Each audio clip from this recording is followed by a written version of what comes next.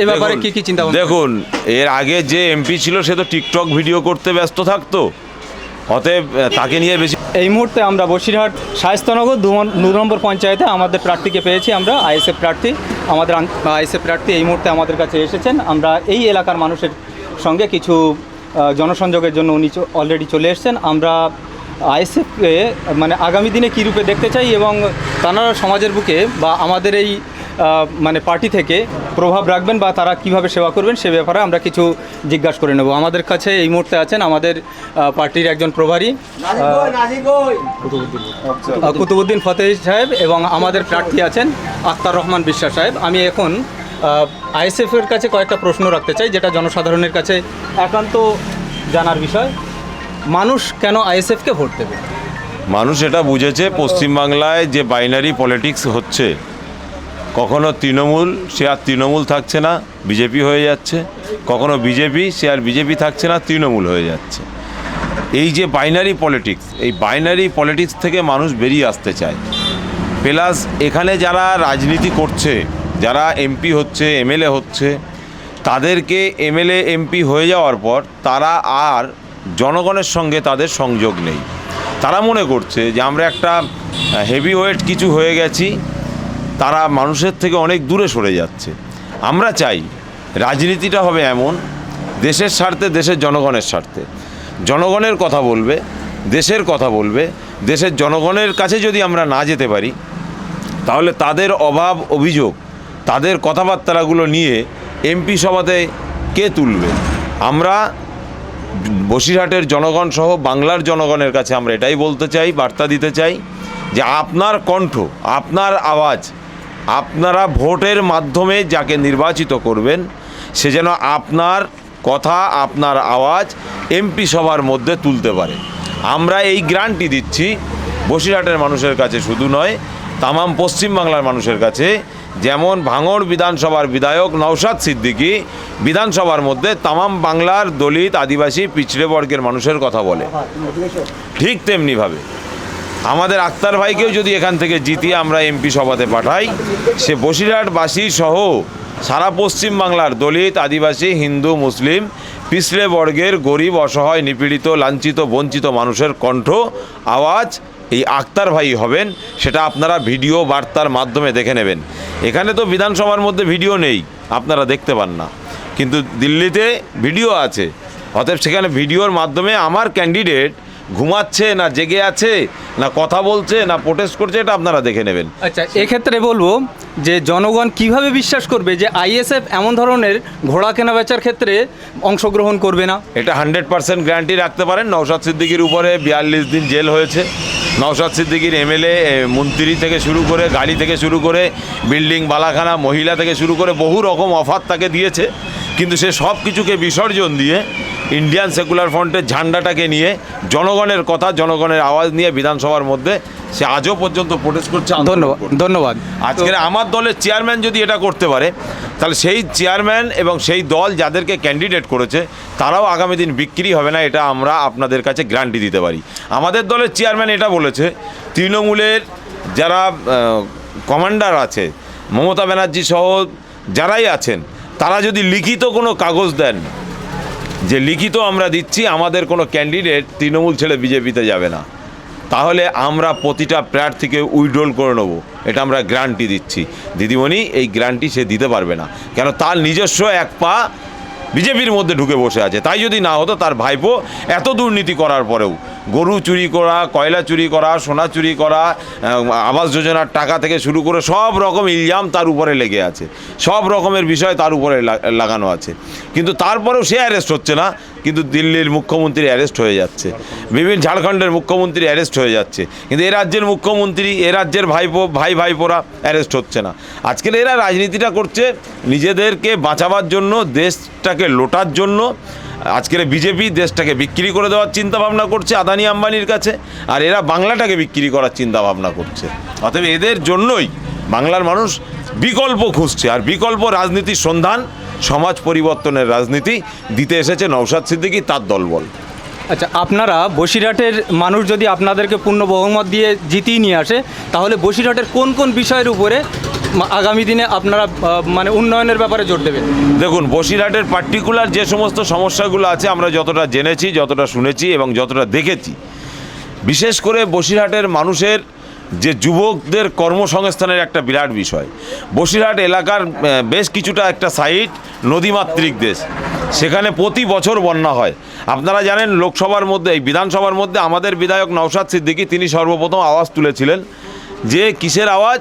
তিনি আওয়াজ তুলেছিলেন যে এই বাঁধগুলো কংক্রিটের দেওয়া হোক, যে বাঁধগুলোর মেয়াদ 20 বছর, 50 বছর, 100 বছর, 200 বছর হবে।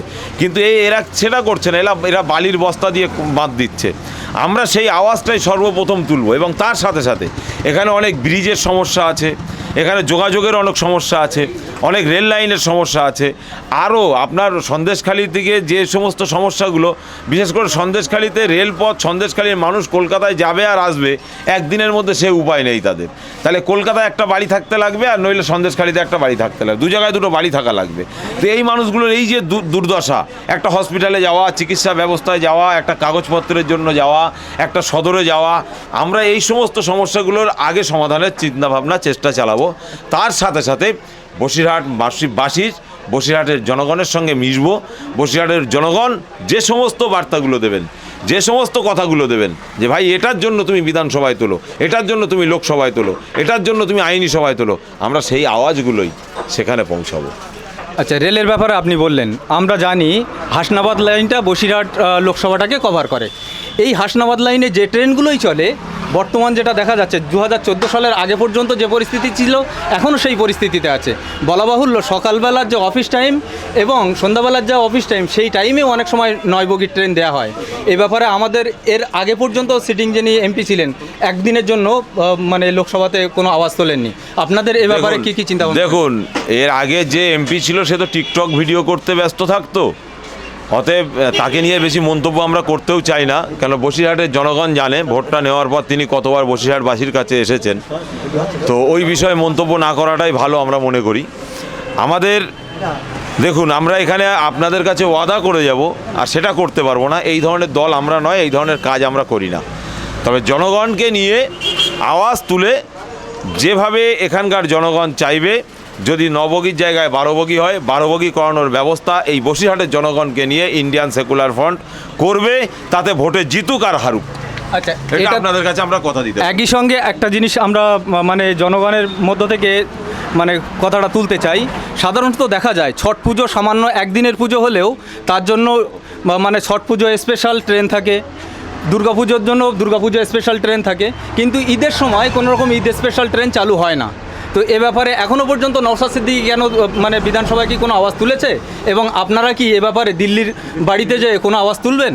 100 বার আপনাদের কাছে বারবার বলছি, দেশের জনগণের স্বার্থে যতগুলো আওয়াজ তোলার, দেখুন এটা আগে আপনাকে ক্লিয়ার হতে হবে, এই দেশের রাজা কারা, এই দেশের মূল মালিকানা কাদের, এই দেশবাসীর। সেই মালিকের আওয়াজটা পৌঁছানোর জন্য আমাদেরকে কর্মচারী রাখে, আমার ভাইকে ভোট দিয়ে কর্মচারী বানাবে, অতএব তার আওয়াজটা তুলে তো লোকসভার মধ্যে পাঠাবার জন্যই, তার কাজই তো এটা। অতএব এটার জন্য কোনো সমস্যা নেই, এটার এই আওয়াজটাই তোলার জন্যই আমরা রাজনীতির ময়দানে এসেছি। আর একটা যেটা আপনি বললেন, নওশাদ সিদ্দিকী ভাই, তার কোনো কাজ পেন্ডিং পড়ে থাকে না। সে তো বিধানসভার মধ্যে বারবার বলছে, এমনকি 100 দিনের কাজের টাকার জন্য এই রাজ্য সরকার যখন আওয়াজ তুলিনি, তখন আওয়াজ তুলেছে নওশাদ সিদ্দিকী লিখিতভাবে। যখন কোভিডে আক্রান্তর সময় হলো তখন নওশাদ সিদ্দিকী আওয়াজ তুলেছে। যখন আপনার মালদা, মুর্শিদাবাদ, বীরভূম, যখন বসিরহাটের নদী ভাঙন, তখন আওয়াজ তুলেছে এই নওশাদ সিদ্দিকী। বিষয়টা হচ্ছে বাংলার জনগণ এটা বুঝে গেছে, যার কারণেই নওশাদ সিদ্দিকী ভাইকে এখন একঘরে করতে চাইছে অনেকেই। তবে আমরা যেটা দেখছি বসিরহাটবাসীর কাছে ঘুরে ঘুরে, বসিরহাট মানুষ বিকল্প চাইছে, আর এই চোর ডাকাত গুন্ডাদের হাত থেকে বসিরহাটটাকে বাঁচাতে চাইছে। সেজন্য তারা বিজেপিকেও নয়, তৃণমূলকেও নয়, তারা ইন্ডিয়ান সেকুলার ফ্রন্টকে বেছে নিয়েছে। আচ্ছা, এখনও পর্যন্ত মানুষ যেটা জানতো যে আইএসএফের সঙ্গে, আইএসএফ অ্যাকচুয়ালি নওশাদ সিদ্দিকী সংযুক্ত মোর্চার একজন বিধায়ক, সেখানে কংগ্রেস এবং সিপিএমের সাপোর্ট ছিল। এবার লোকসভার ক্ষেত্রে জনমানুষে একটা এরকম ধরনের বার্তা অলরেডি চলে গেছে, জোট হচ্ছে না, কোনো ক্লিয়ারিটি তারা এখনও পর্যন্ত পায়নি। হয়তোবা আমাদের অনলাইনে অনেক জায়গায় এসে গেছে, তথাপি আপনি এখানে কী বার্তা দেবেন? কেন, কী ব্যাপারে মানে জোট থেকে বেরিয়ে আসা হলো বা জোট হলো না? জোটের বিষয়টা সম্পূর্ণ রাজ্য স্তরের নেতৃত্বরা জানেন, তবে আমি যতটা জানি, আমিও একজন রাজ্য স্তরের নেতৃত্ব। ইন্ডিয়ান সেকুলার ফ্রন্ট তাদের পক্ষ থেকে তারা বারবার দাবি করেছেন, বিভিন্ন স্টেপ বাই স্টেপ যেটা জোটের বৈঠক হয়েছে সেই বৈঠকে বারবার উপস্থাপন করার পরে যেটা তারা লক্ষ্য করে দেখেছে, আমরাও যেটা লক্ষ্য করে দেখেছি, এক শ্রেণীর রাজনৈতিক দল তারা ইন্ডিয়ান সেকুলার ফ্রন্টকে একটা ছোট্ট জায়গার মধ্যে সীমাবদ্ধ করতে চায়। কিন্তু ইন্ডিয়ান সেকুলার ফ্রন্ট জনগণের দল, জনগণের স্বার্থে কথা বলে, মানুষের স্বার্থে কথা বলে। অতএব তাদের যে খোলা আকাশে, মুক্ত আকাশে এই যুব সমাজ, তাদেরকে যে রাজনৈতিক করার জায়গাটা, সেটাকে যদি কেউ ছোট করতে চায়, সেটা তো আর তারা মেনে নেবে না। তো সেজন্যই তারা চাইছে যে তৃণমূল এবং বিজেপির যে পলিটিক্স, এবং তার সঙ্গে আমরা যেটা লক্ষ্য করে দেখছি, এই সমস্ত রাজনৈতিক দলের সঙ্গে ভিতরে ভিতরে মনে হচ্ছে আমাদের যে কোনো আরএসএসের কোনো এজেন্ডা থাকতে পারে। অতএব সেজন্যই আমরা তাদের থেকে সরে এলাম, এটাও ঠিক নয়, আর তাদের সঙ্গেও আছি এটাও ঠিক নয়। কিন্তু তৃণমূল বিজেপি বিরোধী ভোটটা যাতে এক জায়গায় পড়ে সেই চিন্তাভাবনা আমরা করছি। কারণ আমরা এখনও আশাবাদী যে তৃণমূল বিজেপি ভোটের স্বার্থে, তৃণমূল বিজেপি বিরোধী ভোটটা যাতে একটা জায়গায় পড়ে, সেজন্য বাংলার যারা রাজনীতিবিদ আছে বিরোধী পক্ষের, তারা এখনও বারবার বসে একটা জায়গায় এসে সেটিং করবে। আজও পর্যন্ত বাম বন্ধুরা বলুন কিংবা অন্যান্য বন্ধুরা বলুন, কংগ্রেস বন্ধুরা বলুন, তারা আজও পর্যন্ত বলতে পারেনি যে ইন্ডিয়ান সেকুলার ফ্রন্টকে এই 4টে সিট দেবো, কি এই 5টা সিট দেবো, কি এই 6টা সিট দেবো, আজও পর্যন্ত বলতে পারিনি। আমরা 8টায় এসে দাঁড়িয়েছিলাম, 8টা থেকে 7টা, 7টার পরে 6টা, এরকম পরপর আসছে, কিন্তু তারপরেও তারা বলতে পারছে না। অতএব এটা আমাদের মনে হলো যে আমাদের মনে হয় পাঁকে পুঁতে দেওয়ার চিন্তা ভাবনা চলছে। অতএব জীবন যতদিন আছে জনগণের স্বার্থে কথা বলার জন্য রাজনীতির ময়দানে এসেছি, মানুষের স্বার্থে কথা বলার জন্য রাজনীতি করতে এসেছি, দেশবাসীর স্বার্থে রাজনীতি করতে এসেছি। অতএব ততদিন পর্যন্ত লড়াই সংগ্রাম করে যেতে হবে, সে ঘরেও করতে হবে, বাইরেও করতে হবে, সমস্ত জায়গায় করতে হবে। ধন্যবাদ আপনাকে। আমরা আমাদের এলাকার সমস্ত সাধারণকে বলবো যে আমাদের এই যে প্রার্থী এখন আপনাদের সম্মুখে আছেন এবং আগামী দিনে অবশ্যই আপনাদের কাছে আসবেন। আরও একটি প্রশ্ন ছিল এই যে আপনারা আপনাদের এই বসিরহাটের লোকসভা কেন্দ্রে প্রতিদ্বন্দ্বী হিসাবে কাকে দেখছেন? দেখুন, প্রতিদ্বন্দ্বিতা বলতে এই ধরনের কাউকে আমরা আমাদের প্রতিপক্ষ হিসাবে আমরা কাউকে বাছি না। আমরা কাজ, শিক্ষা, কর্মসংস্থান এবং এলাকার উন্নয়ন আমরা সেইগুলো নিয়েই ভাবি। তবে সেই জায়গায় দাঁড়িয়ে বর্তমানে পেটের লড়াই চলছে, রুটি রুজির লড়াই চলছে, কর্মসংস্থানের লড়াই চলছে। আসলে পশ্চিমবাংলায় একটা সিস্টেম চালু হয়েছে যে বাইনারি পলিটিক্স, কে কার বিরুদ্ধে। আমরা ওই বিরুদ্ধে নয়, জনগণের সঙ্গে আছি, জনগণের পক্ষে আছি। মানুষ আমাদেরকে রায় দিয়ে পাঠাবেন, এটা আমাদের বিশ্বাস। ধন্যবাদ। আমাদের এখানে মানে টিএমসির যিনি মানে পদপ্রার্থী ক্যান্ডিডেট, ওনার শরীর অসুস্থ আছে, ওনার ব্যাপারে আপনাদের মতামত? হ্যাঁ, শুনলাম হাজি নুরুল সাহেব এখানকার যিনি ক্যান্ডিডেট, তিনি অসুস্থ। আমরা সৃষ্টিকর্তার কাছে দোয়া ও আশীর্বাদ করি তিনি দ্রুত সুস্থতার হোক, এটা আমরা চাই, কারোর অসুস্থতা কামনা করি না।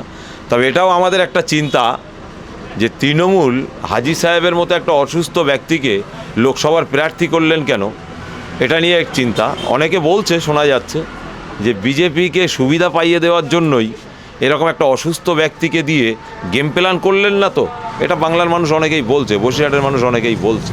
তবে এটা নিয়ে বসিরহাটবাসীর এবং জনসাধারণকে ভাবার জন্য বলবো যে তৃণমূল এটাও ভাবছে না তো যে বিজেপি যাতে খুব সুন্দরভাবে জিতে যায়, সেজন্য একটা পেশেন্ট, একটা রুগীকে, একটা অসুস্থ ব্যক্তিকে যে বেড রেস্টে যা থাকার দরকার তাকে বাদ দিয়ে, মানে তাকেই প্রার্থী করে এখানে বসিরহাটবাসীর কাছে কি বার্তা দিতে চাইছেন? বসিরহাটে কি আর মানুষ ছিল না? হাজার মানুষ তো ছিল, উত্তর 24 হাজার মানুষ ছিল, পার্টির নেতা ছিল। সেই সুস্থ সবল ব্যক্তিদেরকে না দিয়ে এই ধরনের অসুস্থ ব্যক্তিদেরকে দিয়েছেন, এটা নিয়ে বসিরহাটবাসীকে ভাবতে হবে যে ভিতরে সেটিংটা এত দূরে চলে গেছে যে বসিরহাটের মতো জায়গা, যেখানে বেশিরভাগ মানুষ ধর্মপ্রাণ মানুষ, সে হিন্দু, মুসলিম, জৈন, খ্রিস্টান, দলিত, আদিবাসী, বিভিন্ন ধর্মের মানুষ, তারা ধর্মপ্রাণ মানুষ।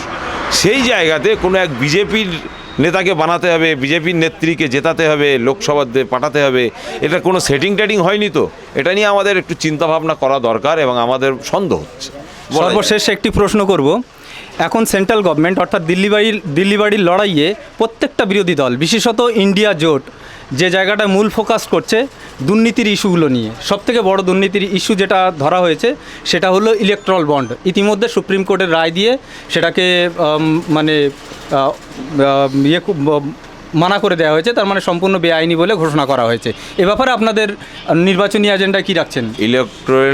ইলেকট্রাল বন্ডের ব্যাপারে আমরা বিভিন্ন জায়গায় বলছি, তবে আমরা তো ইন্ডিয়ান সেকুলার ফ্রন্ট, আমরা কোনো বন্ড টন্ড নিয়েও লড়াই করি না, সংগ্রাম করি না। আমরা কোনো করুরপতি, কোনো বিজনেসম্যান, কোনো আদানি আম্বানির মতো শিল্প গোষ্ঠীদের হাতের তামাকও আমরা খাই না। আমাদের জনগণ আছে, পাবলিক আছে, তাদের কাছে 10 টাকা 20 টাকা 50 টাকা করে চেয়ে আমরা নির্বাচন করি। এমনকি দেখেছেন আমাদের অনেক প্রার্থীর ছবি দিয়ে QR কোডে আমরা ছাড়ছি। আমাদের দলের চেয়ারম্যান সেও খোদ ফুরফুরা শরীফে বিভিন্ন দোকানে দোকানে যেয়ে চাঁদা তুলছে এই নির্বাচনটা করার জন্য। তো যারা এই ধরনের কাজের সঙ্গে যুক্ত আছে, এই যে আইনটা পাশ হয়ে যেভাবে এটা চলছে এটা বেআইনি। আগামী দিন যাতে এটা বন্ধ হয়, যদি আমাদের বসিরহাটের মানুষ এবং বাংলার মানুষ আমাদের যতগুলো ক্যান্ডিডেট দিয়েছি তাদেরকে যদি সেখানে পাঠায়, তাহলে এটা নিয়েও সর্বোপরি মানে যত রকমভাবে প্রতিবাদ করতে হয় সেটা করা হবে। কেন ইলেকট্রাল বন্ড জনগণের মারার একটা বন্ড। এই জনগণের কাছ থেকে পয়সাটাকে ব্যাক সাইডে নিয়ে কিভাবে রাজনৈতিক দলগুলো ফায়দা নিচ্ছে সেটাই একটা পরিকল্পনা। একটা ঔষধের দাম বাড়বে, ইলেকট্রিকের দাম বাড়বে, বিভিন্ন কোম্পানির প্রোডাক্টের দাম বাড়বে, অতএব সেই জনগণের কাছ থেকেই নিয়ে একটা দ্বিতীয় হাত হয়ে বিভিন্ন রাজনৈতিক দলের কাছে যাচ্ছে। অতএব এটার বিরোধিতা করছি আমরা। এটা নিয়ে আমাদের রাজনৈতিকভাবে বক্তব্য তো থাকবেই আছে, এটা বিভিন্ন মিটিং মিছিল আপনারা শুনতে পাবেন, এবং আমাদের ইস্তেহার যেটা হবে আমরা নির্বাচনী ইস্তেহারের মধ্যেও এটা দিয়ে দেব। ধন্যবাদ।